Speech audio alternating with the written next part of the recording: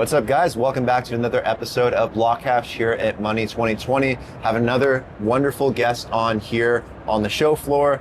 Andrew Begin, CSO for Galoy, here to talk about Galoy, what they're working on here in this year, going into 2026, Money 2020. We're going to talk about their product suite. We're going to talk about some use cases and a bunch of other things. Andrew, welcome to the show. It's a pleasure to have you here and at Money 2020. How's it going? Great to be here. Thank you. It's going really well. It's an awesome conference. They really have it dialed in.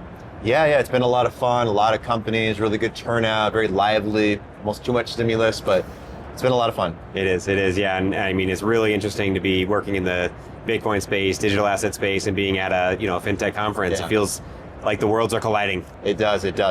Andrew, to kick it off, tell us a bit about yourself and your background. I'm sure people would love to know a little bit about how you kind of started out in this space, what kind of piqued your interest around Web3, crypto, Bitcoin in particular, and then also what eventually led to Galoy. Yeah, sure. So I spent about 15 years working in digital transformation roles at various agencies, helping big banks, big tech, big healthcare companies modernize, right? Move to the cloud, build mobile applications, generally speaking, take things that took hours and turn it into seconds, right? Like just modernize. In about 5 or 6 years ago, I got interested in Bitcoin and I wanted to take another look. I think many people get passed by the first time and then they take a deeper look. And so I really fell into the rabbit hole really deeply. And I started to realize that, Bitcoin specifically is world-changing technology. I believe it's going to be a foundational part of our future of our financial system. And around 2021, I decided that I wanted to leave my prior career and go work in Bitcoin. Mm-hmm. I found Galoy, who had been around for about a year and a half at the time, and was lucky enough to join the team. So I'm one of the only non-engineers on the team. We're very engineering-led and development-focused team. And just the brief history on that, our founder, Nicolas Berthet, went out to El Salvador in 2019, built a Bitcoin wallet called the Bitcoin Beach Wallet in El Salvador. This was prior to El Salvador adopting Bitcoin as legal tender. And once they adopted Bitcoin, the wallet kind of blew up. That's when I joined the team, helped bring it more to the globe. So that was a really exciting time. It's a payments wallet, so to see people everywhere from Uganda to Peru using Bitcoin as everyday money was amazing. But really the vision of Galoy has always been to build the infrastructure that helps bring the world onto a Bitcoin standard or bring the banking software for a Bitcoin age. And so that's really what we're focused on today and why we're coming around here. So that's the main problem you're trying to solve is banking and payments infrastructure, finding ways to enable products on Bitcoin. Yes, yeah, exactly. So, the way that I see it, our entire financial system is built for a world that requires intermediaries if you wanted to send or save money. Yeah.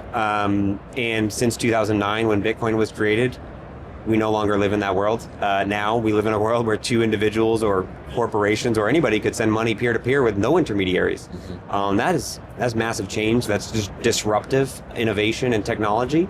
And but I believe that there's still a role for banks in the future, and so we're building software to help banks launch Bitcoin products and bring Bitcoin exposure and utility to their consumers, their customers. Excellent. And so, what is being at Money 2020 help do for forwarding that mission for you guys? Are you looking for more partnerships? Are you looking to find potential clients here as well, people to interact with? What's kind of the goal for the events for you guys? Yeah, I mean, I was lucky enough to be invited to speak on the topic that I'm so passionate about, and so I gave a presentation yesterday called "When Banking and Bitcoin Collide," and I tried to introduce this idea. It's difficult being somebody who's so far into the rabbit hole that comes to a fintech conference and a traditional finance conference. So I had to kind of figure out how far up to come to speak, and I had a short 15-minute talk and. Really just trying to convey some of the things that I mentioned, where we live in a new world. I try to think about the financial system my kids will use. My kids are 4 and 1 and 7 years old. 20 years from now, the financial world's going to look a lot different, and I think that Bitcoin's going to be a major part of that world. And so I'm trying to communicate that. And personally speaking, I think that Bitcoin really is that transformative technology. I think there's a place for Web3 crypto and many of the other pieces, but specifically speaking, I think that Bitcoin is going to be that foundational technology decades into the future. And I'm trying to ensure that there's people around here, like at Money 2020 and elsewhere, that can be partners, like you mentioned, to help them navigate that space. Can you believe that we live in a world where there's kids that are going to grow up and never know what it's like to not live in a world with Bitcoin? Like, it's kind of weird to think about. Yeah, I mean, my kids don't know what a newspaper is. They don't know what a telephone is, right? All they know is this computer that's in our pockets. They won't know what paper checks are. And it's crazy to think about that. Bitcoin's 16 years old, right? That's also crazy. When the internet was 16 years old, Netflix was sending DVDs in the mail. Like, imagine what's going to happen just in another decade or two. It's mind-blowing. One of the lines that I put in my talk is actually a tweet that I saw in 2021 that struck me that says, when you finally understand Bitcoin, you're going to have a panic attack. And I think about that tweet almost every day because the idea, like I mentioned, that we now live in a different world where two individuals can actually, an individual can custody their own digital money, and two individuals on any corner of the world can transact with zero intermediaries is mind-blowing. And I think that it will change banking as we know it. It changes the role of banks. But I do believe that banks provide value and need to exist. So I don't want them to be disrupted and kind of caught off guard by this transformation. I'm hoping to really be part of the ushering forward of them toward the new system, right? Like the internet didn't set out to disrupt the newspaper industry, but boy, did it, right? And so I'm trying to kind of think about and introduce this disruptive technology and kind of provide pathways forward to show, how do you provide relevant value in reducing friction of payments or helping people custody, right? Because even though you can self-custody in Bitcoin or crypto, even though you can send peer-to-peer payments, doesn't mean that it's easy, and it does require a lot of responsibility. And so a lot of people will want to use counterparties to have a little bit of safety net or a little bit of help or to reduce the friction. And how do you guys go about doing some of this? I know you guys have a pretty diverse product suite as well. Maybe you can touch about some of those things you guys are most focused on and maybe some examples too around those in action and how they're kind of creating benefits for clients. Sure. So we've built a core banking platform, so basically the operating system of a bank. And one of the things that I think is understated or underestimated these days is that most banks in the US are running on 30 or 40-year-old software. And so whether it's Bitcoin, stablecoins, or AI, banks are having a hard time keeping up with the times. And so we built a core banking platform that is real-time, cloud-native, API-driven, all the things that you would expect in a modern core platform. And we're building product sets or modules on top of that. Now, we wouldn't go to a bank and say, do you want to replace your core? That's a painful experience. It's like open heart surgery, right. But rather we can really attach as a sidecar and allow them to run the real-time operations via our technology so that they can offer their customers Bitcoin-backed loans or Bitcoin deposit accounts or Bitcoin payments and things like that. And so we really want to be sort of in addition to the banking stack of a bank to allow them to participate in this real-time modern financial system. Yeah, I know you guys have a Bitcoin loans platform as well. How do you guys kind of like power that and like what's some of the benefits for users to do so as well? Because I imagine like in this kind of day and age that we live in, holding assets, being able to borrow against Bitcoin is probably a huge benefit for a lot of people. Yeah, it's interesting. These generational changes that are happening, like younger people are having trouble buying homes. Like in the older days, people would say, oh, like buy a house as a good store of value, or like buy a house as an investment property because the price of houses always goes up and it's a way to beat inflation and things like that. Yeah. People can't afford houses anymore. People don't want to become financial experts to figure out how to trade the market to outpace inflation. Bitcoin is emerging as a store of value for the everyday person, not just in America, but all around the world. And so once you have that as a savings vehicle, you really don't want to sell it. And so if you do need liquidity, you do need some dollars for whatever purposes in your life. Posting some of your Bitcoin to unlock a little bit of dollars to go make a purchase or fund some expense in your life becomes really useful. And so our Bitcoin-backed lending platform helps to manage the origination and the loan life cycle to track the LTVs and the collateral. We're plugged in with third-party custodians because we don't expect banks to be like jumping right into custodying Bitcoin, but rather to use third parties like a Fidelity or a BitGo or something like that. And we really make it easy for the banks to get into this space where they can customize everything, they can manage, they can do the accounting and the reporting and the tracking of everything. And we're trying to make it very regulatory and compliance and low risk, friendly, so that they can really get into the space. Because like I said, I believe this is transformative technology. It's happening with or without, but it actually, with banks participating, it's actually better for everybody. Better for banks, better for customers, better for Bitcoin, better for everybody. Absolutely. And do you have any use cases around the Bitcoin loans platform in particular that maybe you can share, or maybe in the pipeline? Just kind of curious if there's any partners in particular that you could highlight. Yeah, we're building a de novo regulated bank in Latin America right now, which we can't talk about, but it's really exciting. Going through that process and partnership has been fantastic, so stay tuned. There's a lot of interest right now in the US, so the really interesting thing, and one of the reasons why I'm here, is because just in the past 9 months, almost every regulatory body in the United States has gone from a red light, don't touch crypto, to a no, we see this as innovation, and the future of money and technology is changing, and we have to participate in that and be leaders in that. So the FDIC, the OCC, the SAB, the SEC, and the SAB 121 rule, all of these previously hostile notices, letters, and regulatory kind of regulation by enforcement are now flipped. The lights are green. We have a tailwind, and now banks are almost caught off guard, saying, wow, that was really fast. Yeah. That went from being don't touch it to no, let's go really quickly. And so we're here to help banks kind of navigate that space. Yeah, it's been weird in the past year. We've gone from like a full 180 from like, let's not touch any of this. The regulators are all against it.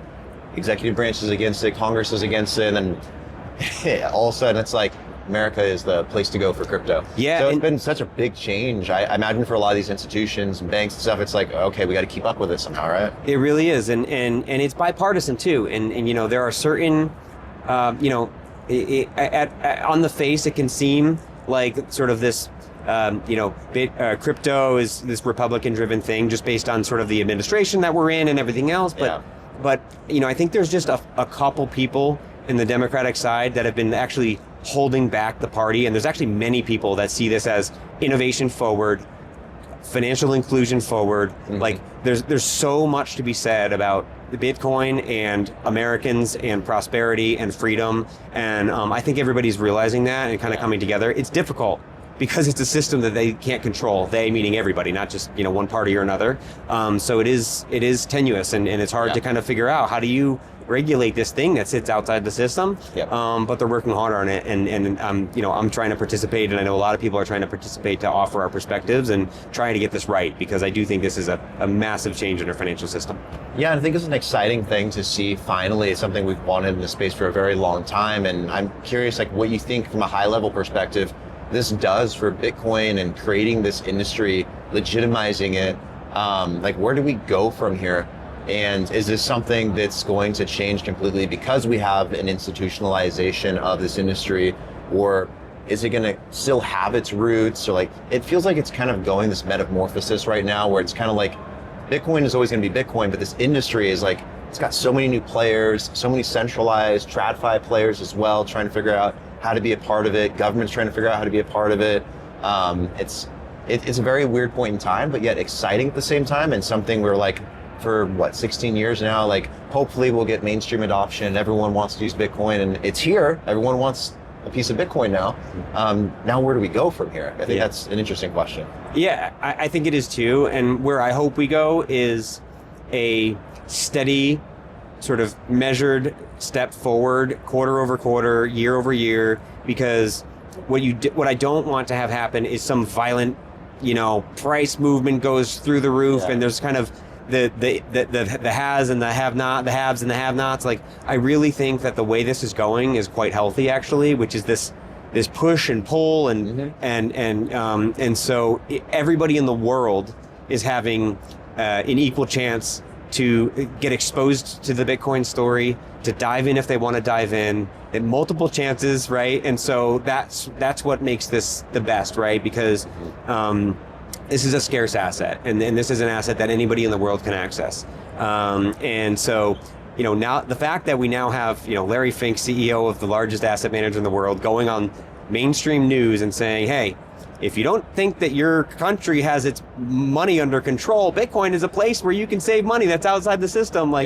That's crazy. And that's, for an American audience, and people all around the world have been adopting Bitcoin. In my presentation yesterday, I showed this slide, this Bitcoin circular economy Big Bang, where there's communities I kind of already mentioned, but Dominican Republic to Guatemala to Ghana to Uganda that are educating people about Bitcoin. And so I like this just steady grind. And I like the price coming up and down and the hesitation. I think it makes people measured. It doesn't create too much friction. So I know everybody gets excited about to the moon and the number go up and everything else, but I think that the path we're on is actually quite healthy, and I'm really excited about where we go from here is the financialization and institutionalization. And when I say that, I don't mean that Bitcoin loses its center. I think the center holds. I think that Bitcoin is an opt-in network, and I think it's for everybody. And when I say Bitcoin's for everybody, I mean it's for people, it's for governments, it's for businesses, it's for institutions, it's for banks, it's for everybody, and it's an opt-in, and it has to stay that way. And everything we've seen so far, now you have to give a shout out to the core developers and the cypherpunks and the self-custody and the open source developers, because they're holding the center, and they're the most important people in Bitcoin. And Satoshi himself too, for staying out of the way and disappearing. I think and Satoshi himself. Thank you, Satoshi. Right? Yeah. And so that core is the most important part of Bitcoin, but the financialization of it is definitely inevitable, and I think that it's happening in a healthy, measured way. I agree, 100%. Looking at 2026, what is on your guys' roadmap for Galoy? What do you want to focus on? Is it bettering your product suite even further and looking for more clients, furthering what you're doing here at Money 2020, finding more partners to work with? Or is there some other stuff people should be aware of? I think, personally, it's continuing this education, building awareness about, the financial digital transformation that's happening, inviting people into it. Would be really excited to launch a couple projects in 2026 here in the US. From the looks of it, I think that's very possible. But this is a long-term and as we say in Bitcoin, a low time preference thing. This is, right now, everybody's focused on stable coins and tokenized deposits. That is something that appears to be happening. It's going to take a lot of effort. And so for me, it's about staying the course. It's about continuing to build our product and kind of build it out so that as banks are ready to offer their customers Bitcoin-related products, that it's easy and turnkey to adopt. I plan to be back next year for sure. Excellent. Well, Andrew, continue to enjoy the event. It's been fantastic for us. We're enjoying it as well. Hopefully you guys get a lot out of it leaving here. But it's been a pleasure having you on the show and learning more about what you guys are focused on with Galoy. Keep up all the great work. Interested to see how your product suite continues to develop out. And we'd love to have you back on the podcast here in the near future. And maybe we can connect at another event as well. Whether it's in Vegas or outside of Vegas, we'll be at a bunch of them. But it's been a pleasure. That sounds great. I really appreciate you having me on. Absolutely. Thanks.